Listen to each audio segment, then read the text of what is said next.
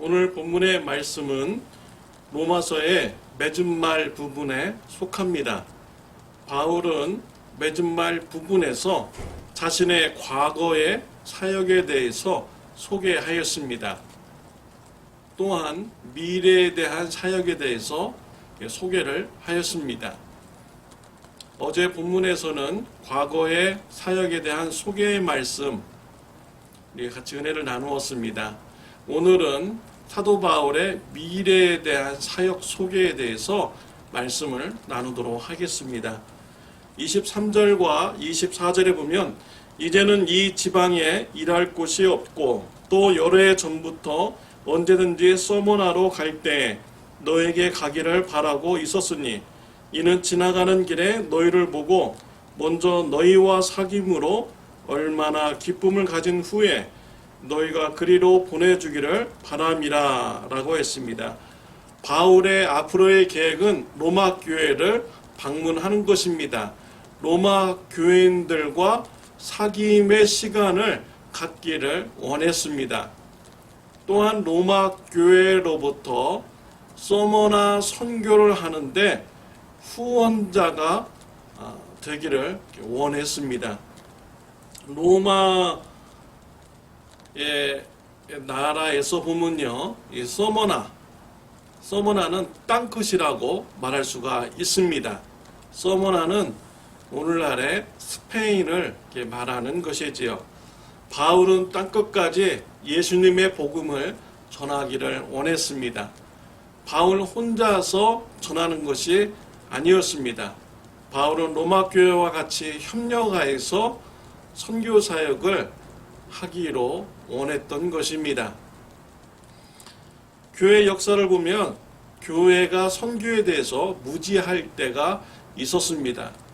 이때 성도님들은 선교회를 조직해서 선교를 해 나갔습니다. 선교사님들이 교회를 무시하고 선교를 한 것이 아닙니다. 교회와 협력하는 가운데 선교 사역을 하였습니다. 그랬을 때 교회와 이 선교기관이 하나가 될 수가 있었고요. 협력하여서 선교 사역을 지금까지 할 수가 있었습니다. 우리 참 좋은 교회도 선교사님들과 협력하여서 땅끝까지 주의 복음을 전하는 이런 사명을 감당하는 귀한 교회가 되기를 원합니다. 한국 교회의 몇 년 전 상황에서는요, 선교사님들이 교회 가서 선교 보고하는 것을 매우 죄송스럽게 생각한다 라는 이런 소식을 들었습니다. 선교사님들이 왜 그렇게 죄송한 마음을 가지고 교회에 가서 선교 보고를 해야 됩니까? 선교사님들이 죄를 졌습니까? 선교사님들이 잘못을 한 것입니까? 선교사님들이 거지와 같이 구걸을 하는 것입니까? 아닙니다. 선교사님들은 자신들의 가족을 희생하였고 또한 자신의 목숨을 내어놓음으로써 예수님의 선교 사역에 순종을 하신 분들입니다. 온 천하에 다니며 만민에게 복음을 전파하라 라는 이런 사명을 감당하시는 귀한 선교사님들인 것이지요. 그분들에게 미안한 마음이 들 정도로 선교 보고를 하는 이런 분위기가 되어서는 안 되는 것입니다. 바울은 로마 교회와 협력하여서 스페인까지 주의 복음을 전하기를 원했던 것이죠. 저희 참 좋은 교회도 선교사님들과 협력하는 가운데 세계 선교를 감당하는 귀한 교회가 되시기를 바랍니다. 바울은 로마 교회를 바로 방문하지 않는다라고 했습니다. 25절에 보면 그러나 이제는 내가 성도를 섬기는 일로 예루살렘에 가노니라고 했습니다. 바울은 예루살렘을 방문한 후에 로마 교회를 방문하겠다라고 했습니다. 예루살렘 교회가 기근으로 어려움에 처합니다. 이방인 교회들이 구제 헌금을 모았습니다. 바울이 예루살렘 교회에 구제 헌금을 전달하기로 했습니다. 그래서 먼저 예루살렘 교회를 방문한 후에 로마 교회를 방문하겠다라고 편지를 쓴 것입니다. 예루살렘 교회는 영적인 복을 이방인 교회들과 같이 나누었습니다. 영적인 빚을 진 이방인 교회는 육적인 복을 예루살렘 교회와 같이 나누었습니다. 참으로도 아름다운 이런 관계인 것이지요. 29절에 보면 내가 너에게 나아갈 때 그리스도의 충만한 복을 가지고 갈 줄을 아노라 라고 했습니다. 바울은 로마 교회를 방문할 때 영적인 복을 가지고 갈 것이다 라고 말을 한 것입니다. 또 바울은 로마 교회로부터 육적인 복을 나눔을 받고 하나님의 나라 확장하는 선교 사역을 감당하기를 원했던 것이지요. 아름다운 관계인 것입니다. 우리들도 선교사님들과 영적인 복과 육적인 복을 나누는 귀한 교회가 되어야 합니다. 또한 우리 주위에 있는 교회들과도 영적인 복과 육적인 복을 같이 나누는 선교의 마음을 가진 참 좋은 교회가 되기를 바랍니다.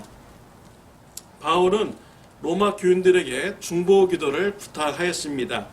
30절부터 32절까지입니다. 30절 하반절을 보면 나를 위하여 하나님께 빌어 나로 유대에서 순종하지 아니하는 자들로부터 건짐을 받게 하고 또 예루살렘에 대하여 내가 섬기는 일을 성도들이 받을 만하게 하고 나로 하나님의 뜻을 따라 기쁨으로 너희에게 나아가 너희와 함께 편히 쉬게 하라 라고 했습니다.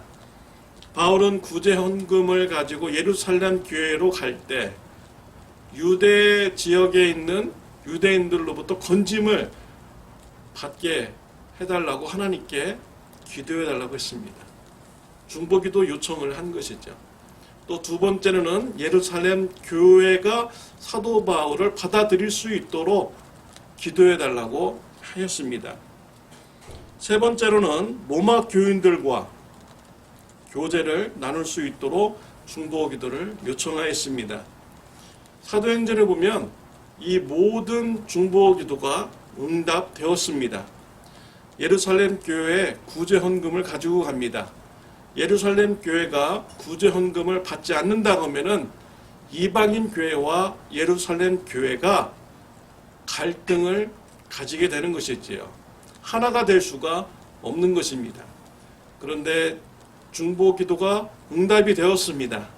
그래서 예루살렘 교회가 구제 헌금을 받게 되고 이방인 교회를 인정하며 하나가 되는 이런 일이 있었습니다.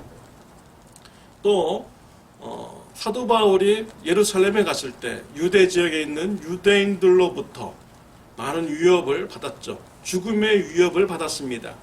기도가 응답이 되었습니다. 이런 위협 중에서도 사도 바울의 생명이 건짐을 받았습니다. 바울은 재판의 과정에서 로마 가이사에게 재판을 받겠다라고 신청을 합니다. 그래서 로마 군인들에 의해서 로마까지 호송이 되었습니다. 바울은 로마 감옥에 있을 때 로마 교인들과 교제를 나누었을까요? 안 나누었을까요? 분명히 로마 교인들과 같이 교제가 있었을 것입니다. 이와 같이 중보 기도 요청을 했는데 모두가 다 응답이 되었습니다. 기도가 능력입니다. 기도가 힘입니다. 기도가 생명인 것이죠. 우리 참 좋은 교회도 기도가 풍성한 교회가 되기를 원합니다. 기도를 통하여 하나님께서 예비하신 복을 누리는 참 좋은 교회가 되시기를 바랍니다. 참 좋은 교회가 선교하는 교회, 기도하는 교회가 되는 축복이 있으시기를 바랍니다. 기도드리겠습니다. 하나님 감사합니다. 우리 바울과 같이 선교사님과 교회가 협력하여서 선교사역을 감당하는 교회가 되게 하여 주옵소서.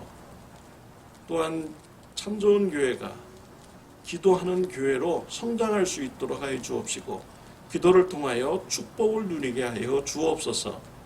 예수님의 이름으로 기도드렸습니다. 아멘.